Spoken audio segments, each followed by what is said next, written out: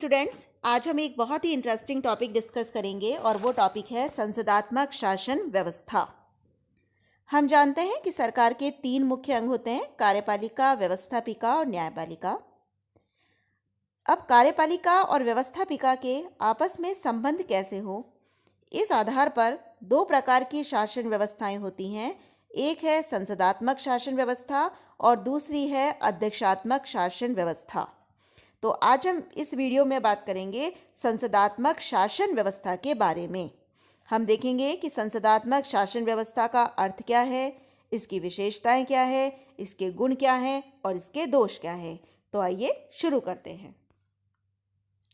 सबसे पहली बात हम करें कि संसदात्मक शासन व्यवस्था हम किसे कहते हैं। तो देखिए, संसदात्मक शासन व्यवस्था के मुख्य रूप से 2 लक्षण हैं। पहला लक्षण तो ये है कि इसमें कार्यपालिका और व्यवस्थापिका दोनों परस्पर संबंधित होती हैं और कार्यपालिका व्यवस्थापिका के प्रति उत्तरदायी होती है। एक गार्नर की डेफिनेशन है जो हम देखते हैं। गार्नर का ये कहना था कि संसदात्मक शासन वह शासन प्रणाली है जिसमें वास्तविक कार्यपालिका अर्थात मंत्रिमंडल, व्यवस्थापिका अथवा उसके लोकप्रिय सदन के प्रति तथा अंतिम रूप से निर्वाचक मंडल के प्रति अपनी राजनीतिक नीतियों तथा कार्यों के लिए कानूनी रूप से उत्तरदायी होता है और राज्य का प्रधान नाम मात्र का तथा अनुत्तरदायी होता है। देखिए, गार्नर का ये कहना है कि संसदात्मक शासन वो शासन है जिसमें कि वास्तविक कार्यपालिका हम कहते हैं प्रधानमंत्री और उसके मंत्रिमंडल को। तो जिसमें प्रधानमंत्री और उसका मंत्रिमंडल लोकसभा के प्रति उत्तरदायी होता है। यहाँ हम बात कर रहे हैं व्यवस्थापिका अथवा उसके लोकप्रिय सदन अर्थात कि लोकसभा के प्रति। तो संसदात्मक शासन वह शासन प्रणाली है जिसमें कि मंत्रिमंडल लोकसभा के प्रति उत्तरदायी होता है और इस तरह से अंतिम रूप से वो निर्वाचक मंडल के प्रति अर्थात जनता के प्रति उत्तरदायी होता है। दूसरी बात इसमें कही गई है कि राज्य का प्रधान नाम मात्र का तथा अनुत्तरदायी होता है। तो संसदात्मक शासन व्यवस्था का दूसरा मुख्य लक्षण ये है कि इसमें कार्यपालिका 2 प्रकार की होती है, एक नाम मात्र की और दूसरी वास्तविक कार्यपालिका।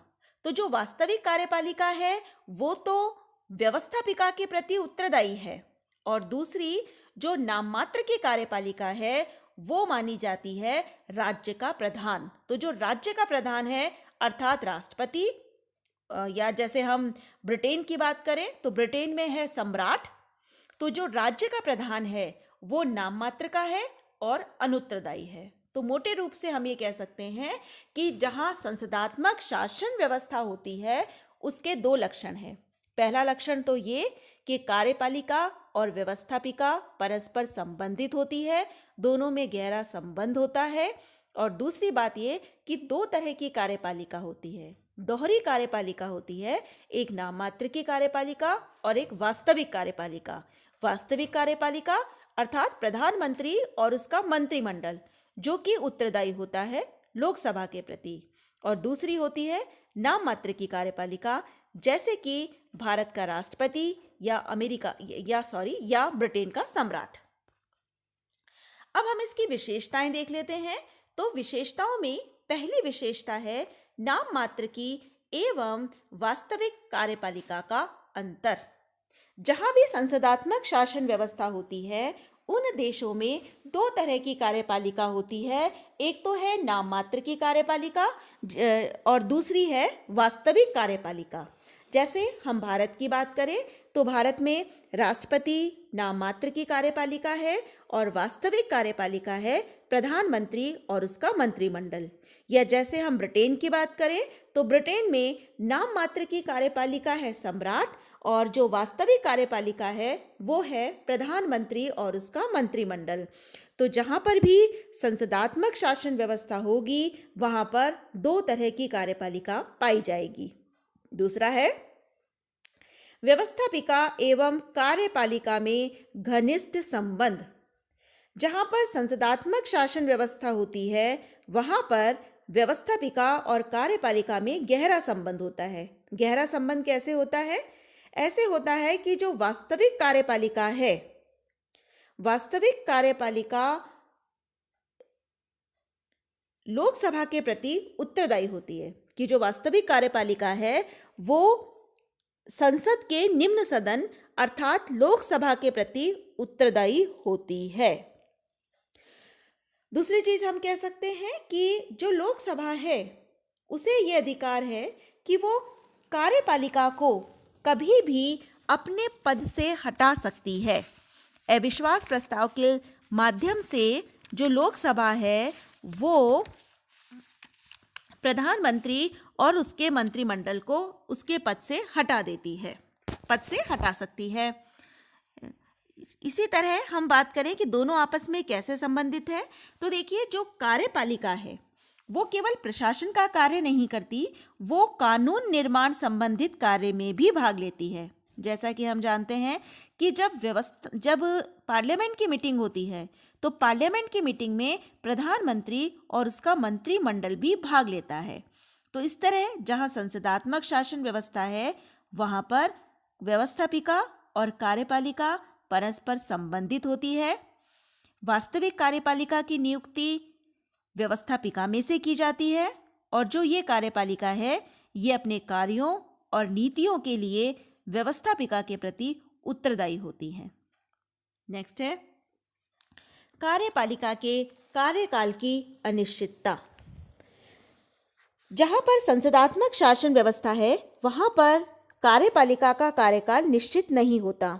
इसका कारण ये है कि कार्यपालिका उसी समय तक अपने पद पर रहेगी जब तक कि उसे व्यवस्थापिका का विश्वास प्राप्त रहेगा। नेक्स्ट है मंत्रिमंडल का सामूहिक उत्तरदायित्व। संसदात्मक शासन व्यवस्था का एक प्रमुख सिद्धांत होता है कि संसदात्मक शासन व्यवस्था में जो मंत्रिमंडल है वो संसद के प्रति सामूहिक रूप से उत्तरदायी होता है। अर्थात मंत्रिमंडल के जो सभी सदस्य हैं वो एक इकाई के रूप में कार्य करते हैं और सभी मंत्री एक दूसरे के निर्णय और कार्यों के लिए उत्तरदायी होते हैं।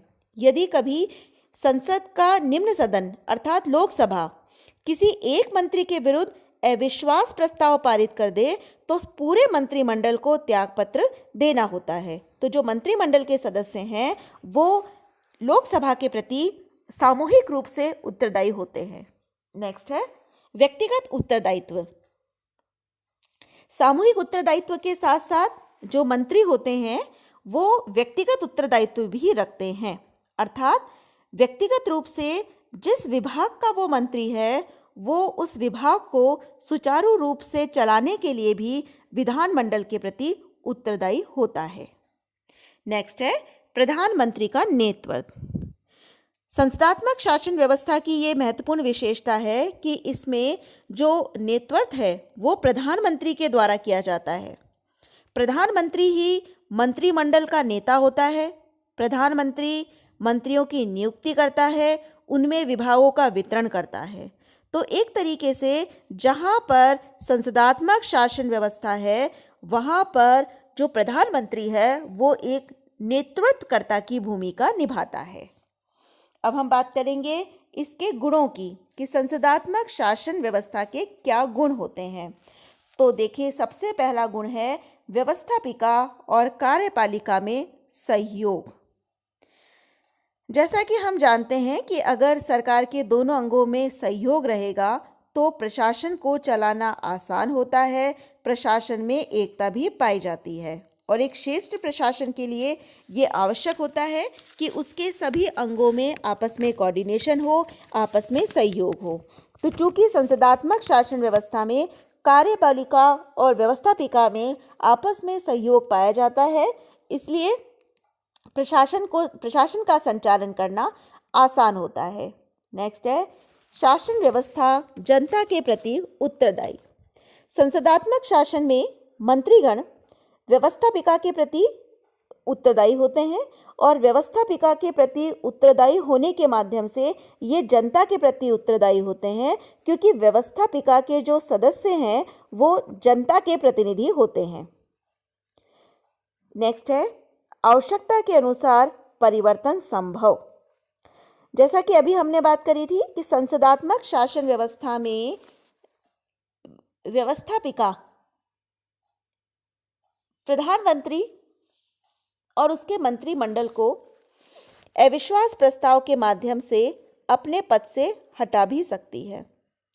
तो संसदात्मक शासन व्यवस्था में आवश्यकतानुसार परिवर्तन किया जा सकता है, लेकिन अध्यादेशात्मक शासन व्यवस्था में इस प्रकार से परिवर्तन करना आसान नहीं होता। नेक्स्ट है योग्यता अनुभवी एवं लोकप्रिय व्यक्तियों का शासन। देखिए, ऐसा क्यों कहा जाता है कि संसदात्मक शासन व्यवस्था योग्य, अनुभवी और लोकप्रिय व्यक्तियों का शासन है? इसका कारण ये है कि संसदात्मक शासन व्यवस्था में शासन का संचालन किया जाता है प्रधानमंत्री और उसके मंत्रिमंडल के द्वारा।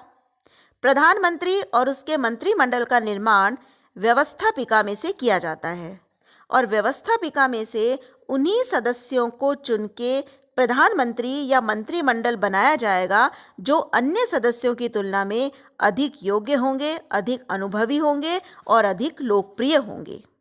नेक्स्ट है राजनीतिक शिक्षा। राजनीतिक कहते हैं कि संसदात्मक शासन व्यवस्था में जनता को अधिक राजनीतिक शिक्षा प्राप्त करने का अवसर मिलता है। इसका कारण ये है कि संसदात्मक शासन व्यवस्था में संसद में कार्यपालिका के विभिन्न विभागों के कार्यों की आलोचना की जाती है और मंत्रियों को यह अधिकार होता है कि वो अपना पक्ष प्रस्तुत करें। तो जब जनता संसद के इस विवरण को पढ़ती है तो उसे सार्वजनिक समस्याओं के बारे में ज्ञान प्राप्त होता है। नेक्स्ट है गत्यावरोध की आशंका कम। संसदात्मक शासन व्यवस्था में चूंकि कार्यपालिका और व्यवस्थापिका में सहयोग पाया जाता है, इसलिए इसमें सरकार के दोनों अंगों के बीच में गत्यावरोध होने की आशंका कम हो जाती है। नेक्स्ट है निरंकुशता का अभाव। निरंकुशता का अभाव इस तरीके से पाया जाता है कि जैसे अभी हमने चर्चा की कि संसदात्मक शासन व्यवस्था में जो वास्तविक कार्यपालिका है वो व्यवस्थापिका के प्रति उत्तरदायी है और यदि मंत्रिमंडल मनमानी करे तो व्यवस्थापिका उन्हें पद से हटा सकती है। नेक्स्ट है लोकतंत्रीय सिद्धांत की रक्षा। लोकतंत्रीय सिद्धांतों की रक्षा संसदात्मक शासन व्यवस्था में ही संभव है। इसमें क्या होता है कि जो भी प्रशासक हैं उन्हें हमेशा जनता के सामने अपने कार्यों का उत्तर देने के लिए तैयार रहना पड़ता है। इस तरीके से जो वास्तविक प्रभुसत्ता है वो जनता के पास ही रहती है। अब हम दोषों की बात करें कि संसदात्मक शासन व्यवस्था के क्या दोष हैं, तो सबसे पहला दोष तो है ये दलीय, हम इसे पढ़ेंगे, दलीय तानाशाही का भय। इसे हम ऐसे समझते हैं कि संसदात्मक शासन व्यवस्था में संसदात्मक शासन व्यवस्था में जिस पॉलिटिकल पार्टी को व्यवस्थापिका में बहुमत मिलता है उसी राजनीतिक दल के द्वारा मंत्रिमंडल का निर्माण किया जाता है। अर्थात जिस दल को व्यवस्थापिका में बहुमत मिलेगा वही दल वास्तविक कार्यपालिका का निर्माण करेगा। तो एक तरीके से राजनीतिक व्यवस्था में एक ही राजनीतिक दल की तानाशाही स्थापित होने का भय क्रिएट हो जाता है। दूसरा है निर्बल शासन। इसे निर्बल शासन इसलिए कहा गया है क्योंकि इसमें कोई एक ऐसा व्यक्ति नहीं होता जिसके हाथ में शासन की पूरी शक्ति हो और जो सुशासन के लिए उत्तरदायी हो। और चूंकि ये शासन निर्बल होता है इसलिए इसमें निर्णय करने में भी काफ़ी समय लग जाता है। विशेष रूप से जो संकटकालीन परिस्थितियां होती है उनमें इस शासन को बिल्कुल उचित नहीं माना जाता। नेक्स्ट है शक्ति पृथक्करण सिद्धांत का विरोध। अगर हम शक्ति पृथक्करण सिद्धांत की बात करें तो शक्ति पृथक्करण सिद्धांत ये कहता है कि शासन में व्यवस्थापन, प्रशासन और न्याय संबंधी शक्तियां अलग अलग हाथों में रहनी चाहिए। लेकिन ये जो संसदात्मक शासन पद्धति है, ये शक्ति पृथक्करण सिद्धांत के विरुद्ध है, क्योंकि इसमें जो शासन होता है वो मंत्री परिषद के अधीन होता है। नेक्स्ट, कार्यपालिका की अस्थिरता। कार्यपालिका की अस्थिरता की बात अभी हमने करी कि जहां संसदात्मक शासन व्यवस्था है वहां पर कार्यपालिका का कार्यकाल निश्चित नहीं होता, क्योंकि जो व्यवस्थापिका है वो कभी भी अविश्वास प्रस्ताव के द्वारा कार्यपालिका को उसके पद से हटा सकती है। नेक्स्ट है अयोग्य व्यक्तियों का शासन। संसदात्मक शासन व्यवस्था में अयोग्य व्यक्तियों का शासन इसलिए माना जाता है क्योंकि संसदात्मक शासन व्यवस्था में जो मंत्री परिषद का निर्माण किया जाता है वो योग्यता एवं विभागीय ज्ञान के आधार पर नहीं किया जाता, बल्कि वो जनता में लोकप्रियता कितनी है इसके आधार पर किया जाता है। नेक्स्ट है मंत्रिमंडलीय तानाशाही की प्रवृत्ति। संसदात्मक शासन व्यवस्था में जिस दल का व्यवस्थापिका में बहुमत होता है उसी दल का मंत्री परिषद बनता है, तो इस बात की संभावना बनती है कि जो मंत्री परिषद है वो संपूर्ण शासन व्यवस्था में सबसे अधिक तानाशाही बन सकती है। नेक्स्ट है प्रशासन कार्य की अक्षमता। प्रशासन कार्य इसलिए असक्षम माना जाता है संसदात्मक शासन व्यवस्था में क्योंकि संसदात्मक शासन व्यवस्था में मंत्रियों का बहुत सारा समय व्यवस्थापिका में उपस्थित होने में, वहाँ वाद विवाद सुनने में, स्वयं वाद विवाद में भाग लेने में चला जाता है। तो ये जो मंत्री हैं ये शासन संबंधी कार्य में अच्छे से भाग नहीं ले पाते क्योंकि इनका अधिकांश समय व्यवस्थापन कार्यों में चला जाता है। नेक्स्ट है उग्र राजनीतिक दलबंदी। उग्र राजनीतिक दलबंदी की संभावना इसलिए बनती है क्योंकि हमने अभी देखा कि संसदात्मक शासन व्यवस्था में पॉलिटिकल पार्टीज का रोल बहुत महत्वपूर्ण होता है और राजनीतिक दल हमेशा शासन सत्ता प्राप्त करने के लिए सक्रिय रहते हैं, और शासन सत्ता प्राप्त करने के लिए सत्तारूढ़ दल और विरोधी दल इनमें आपस में टकराहट चलती रहती है, जिससे कि सारा वातावरण खराब हो जाता है। नेक्स्ट है संकट काल में कार्यपालिका की निर्बलता। जैसा कि अभी हमने बात की कि संसदात्मक शासन व्यवस्था संकटकालीन परिस्थितियों में बहुत निर्बल सिद्ध होती है, क्योंकि जब संकटकालीन परिस्थितियां होती है उस समय तुरंत निर्णय लेने की आवश्यकता होती है, लेकिन संसदात्मक शासन व्यवस्था में तुरंत निर्णय लेना आसान नहीं होता। नेक्स्ट है